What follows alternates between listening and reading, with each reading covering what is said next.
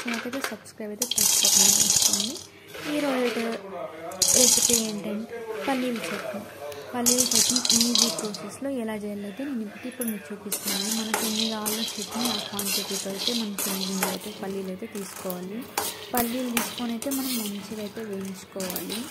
మంచిగా కలర్ వచ్చేలాగైతే వేయించుకొనేసి అయితే పక్కన అయితే వేసుకోవాలి. ఒక జార్ తీసుకుని అయితే ఒక 4, 7, 5 అలా అయితే మనకి కారం ఎంత కావాలనుకుంటే తినేలాగుంటే అన్ని మిర్చి అయితే తీసుకొని కొన్ని తెల్లగడ్డలు, కొన్ని ఎర్రగడ్డలు, అలాగే మనం చింతపండు చింతపండు కొంచెం నానబెట్టుకోవాలి. ఆ చింతపండు కొంచెం పల్లీలు అయితే వేయించి పక్కలో పెట్టుకుని ఇవన్నీ పొట్టు తీసి అయితే మనం ఇలా అయితే జార్లో అయితే వేసుకొని మిక్సీ అయితే పట్టుకొనేయాలి. అది మీడియంగా అయితే మిక్సీ పట్టుకున్నామంటే మనకని తినడానికి బాగుంటుంది. ఫుల్ స్మూత్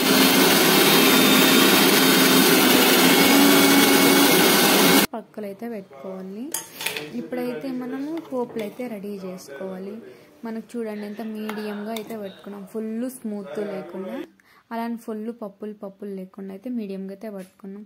ఇప్పుడు ఆయిల్ అయితే వేసుకొని ప్యాన్ పెట్టుకొని ఆయిల్ వేసుకొని ఆవాలు జీలకర్ర అయితే వేసుకొని కొంచెం కరివేపాకు వేసుకొని కొంచెం అటు ఇటు మనం వేయించుకొని అయితే అది మాడకుండా అయితే మనం ఇట్లా పల్లీల చట్నీ అయితే మనం జార్లో పెట్టుకొని మొత్తం అయితే అన్నీ మిక్స్ చేసేసామంటే పల్లీల చట్నీ అయితే కంప్లీట్.